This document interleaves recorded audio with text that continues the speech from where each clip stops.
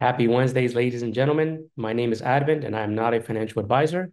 Any of the material that we go over today or any of my content is not financial advice. It is only for educational purposes only. So today, I want to speak on paying yourself. Not going to be no charts, so get your notebook out. It's going to be a quick one, but still something important that I want you guys to know about and to start practicing. So we're going to be going over, the practice of paying ourselves, our profits, because of course, we are here to make money, but also to be able to see that money, right?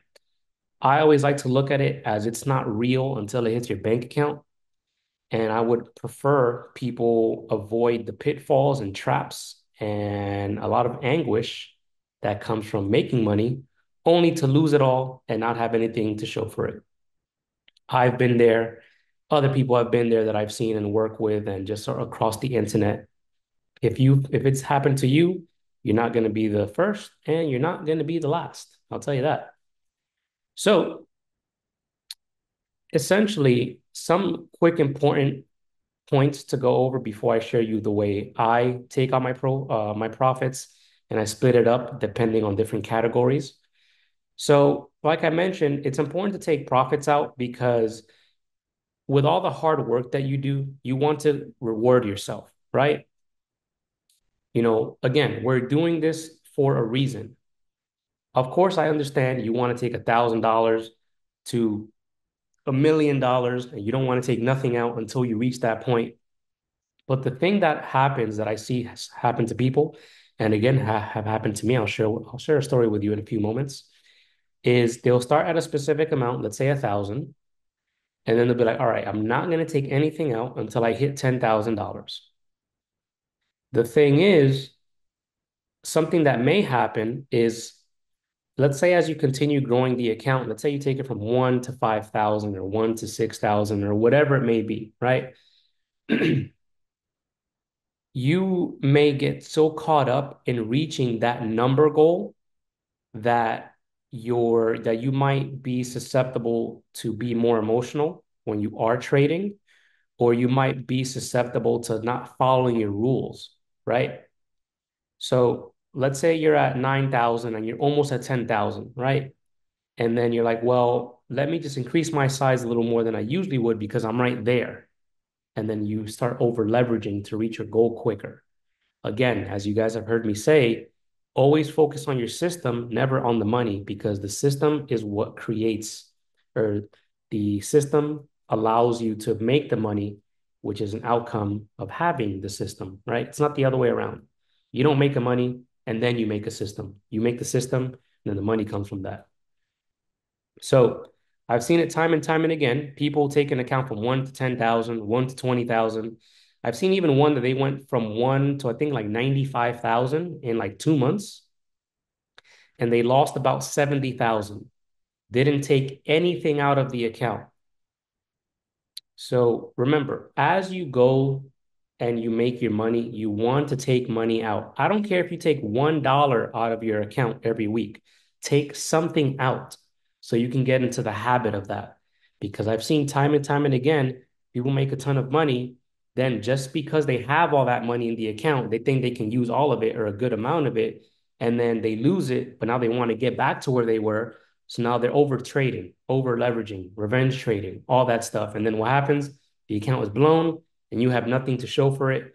And you have months of hard work down the drain and you don't have anything. So to give you my story before I go into the way I have this set up, is when I first started, took an account from about 4,000 to $48,800. And I will never forget that because I was so fixated on getting to 50,000 that I was like, well, I've been winning pretty much almost every single week for the last 4 months. Instead of using $1,000 per trade, let me use $4,000 per trade.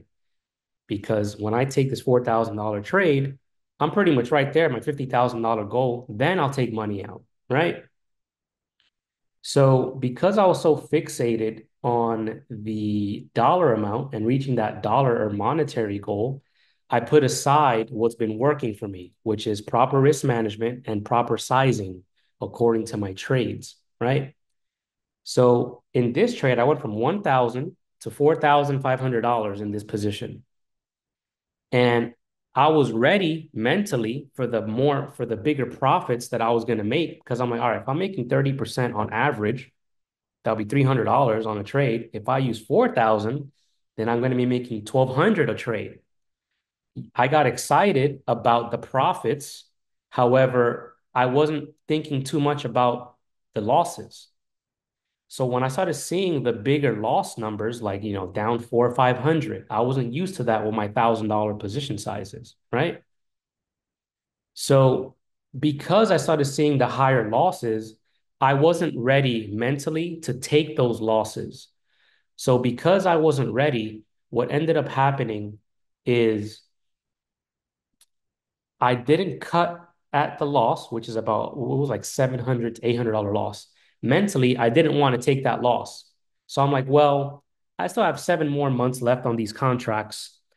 Let me give it some time, right? I got 7 months to go. It'll recover. And I will save you 6 months and tell you that it did not recover.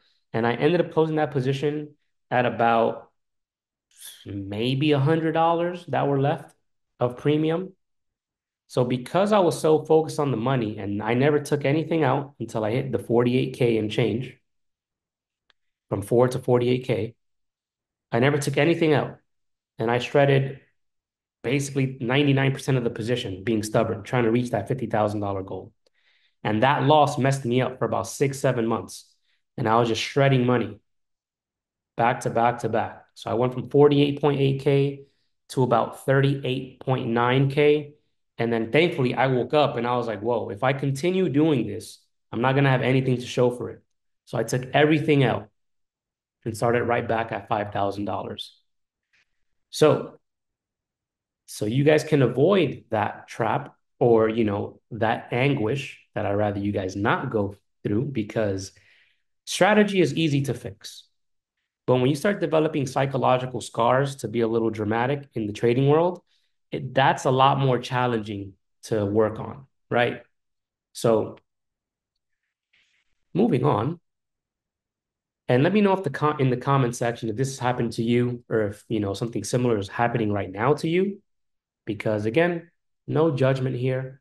We've all been there. We're all here to learn from each other and improve. So this is the guide that I use when I'm withdrawing profits. As we can see here, let me actually share my screen because I was about to go off on a tangent without sharing my screen. So this is the guide that I use here. So 60% of my profits are withdrawn at the end of the week. If I have a really good day, I'll probably withdraw it that same day.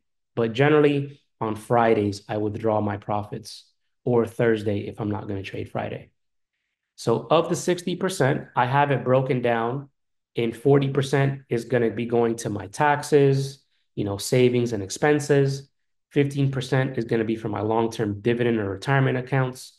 And then 5% is going to go towards my crypto portfolio. And the remaining 40% that I didn't take out is left in the account to compound. So for example, breaking it down for you guys, if I take $1,000 out of the account in profits, $600 I take out, 400 of that is going to be going like to my savings or to a high yield savings, whatever it is, so my money can still work for me as it's just sitting there. And I use that for my expenses, for taxes for next year, and also we want to save money too. And in this category, this can also be to buy yourself stuff, right? If you want to go buy yourself, I don't know, whatever it is that you want, you can lump that into this specific category here. Or really, however you want to break it down. This is just how I have it broken down. And then from the 150 of the 600 that I took out, it goes into my long-term portfolio. And then the last $50 would go into my crypto portfolio and whatever it is that I want to put the money into. And then the remaining 4,000 from the $1,000 profit that I made, I leave in the account so I can continue to compound the account. So again, this is what I personally do. You're more than welcome to, split the percentages in whatever works for you. Some people do 50% of whatever they make. They take out for their expenses and taxes and stuff. And then they allocate a little more or a little less for their other portfolios if they have any. So this is just guidelines for you guys, just sharing what works for me and what I do. Hopefully, this is beneficial for you. If it is, definitely let me know in the comments or like the video, subscribe, all that good stuff. And if you do, and if you are already doing this, let me know what your breakdown is and what works for you. So remember, it's always good to take money out because we work hard at this and this is can definitely be very taxing mentally. And again, you want to reward yourself and get used to the practice of paying yourself. Again, I don't care, at least I tell this to my students, I don't care if you take $1 out of your account, take something out of the account to reward yourself because I don't like seeing when people make all this money, they don't take anything out and then they lose everything off one bad day, which is a whole nother thing to go into, but we're not going to go into that today. So pretty much it for today. Hopefully this helped you guys out. Again, you can break this down in whatever works best for you. This is just what I personally do myself. Other than that, thank you guys for watching as always, and I will see you guys for the next one. Have a good night.